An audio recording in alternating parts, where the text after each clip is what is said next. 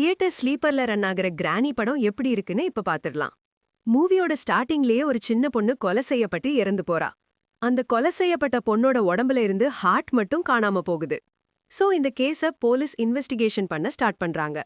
அப்படி விசாரிக்கிறப்ப தான் தெரிய வருது, ஒரு 30 வருஷத்துக்கு ஒரு வாட்டியும் இந்த மாதிரியான சம்பவங்கள் நடக்குதுன்னு.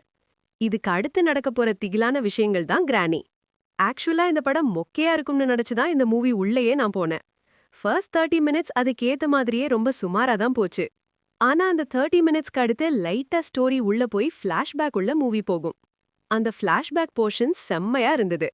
ஃபர்ஸ்ட் ஹாஃப்ல நான் பார்த்த 30 மினிட்ஸ்க்கும் அடுத்து நான் பார்த்த 45 மினிட்ஸ்க்கும் சம்பந்தமே இல்லாத மாதிரியான ஒரு படத்தை இவங்க கொடுத்திருந்தாங்க. செகண்ட் ஹாஃபோட ரன் டைம் பார்த்தாக்க 45 மினிட்ஸ் கிட்ட தான். செகண்ட் ஹாஃப் ஃபுல்லாவே ஒரு பங்களாவுல தான் நடக்கும். ஒரு ஓகேஷான ஃபீல செகண்ட் ஹாஃப் கொடுத்தது. ஒரே பங்களாக்குள்ள மூவி நடக்கிறதுனால சீன்ஸ் கொஞ்சம் ரிப்பீட் ஆன மாதிரி எனக்கு ஃபீல் ஆச்சு. பட் முடியறப்ப கொஞ்சம் நல்லாவே கொண்டு போய் முடிச்சாங்க.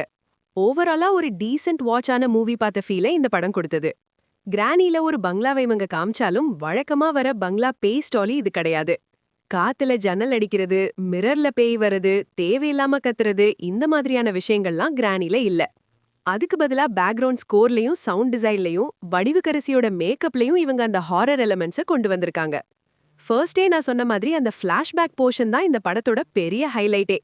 அந்த ஃபிளாஷ்பேக் போர்ஷனை மட்டும் வச்சே ஒரு வெப் சீரிஸா தனியா எடுக்கலாம். அந்த அளவுக்கு கண்டென்ட் அதுல இருக்கு. ஒச்சிக்கிழவின்னு ஒரு சாங் ஒன்று வரும், அந்த சாங் சூப்பரா இருந்தது. மேக்கிங் இன்னமும் கொஞ்சம் பெட்டரா பண்ணிருக்கலாம். அதே மாதிரி காஸ்டிங்கும் இன்னமும் கொஞ்சம் பெட்டரா போட்டிருக்கலாம். செகண்ட் ஹாஃபோட ஸ்கிரீன் பிளேல புதுசா எதையாச்சும் ஆட் பண்ணிருக்கலாம். இன்டர்வெல்ல எங்க விடலுங்கிறதுல இவங்க கொஞ்சம் குழம்பிட்டாங்க. அது படம் பார்க்கும்போதே கிளியரா புரிஞ்சுது. இப்படி சில ஃப்ளாஸ் இதுல இருக்கு. இதெல்லாம் சரி பண்ணியிருந்தா கண்டிப்பா இந்த கிரானி சூப்பரான மூவியாவே வந்திருக்கும். செக்ஷுவல் கண்டென்ட்லாம் இதுல எதுவும் கிடையாது.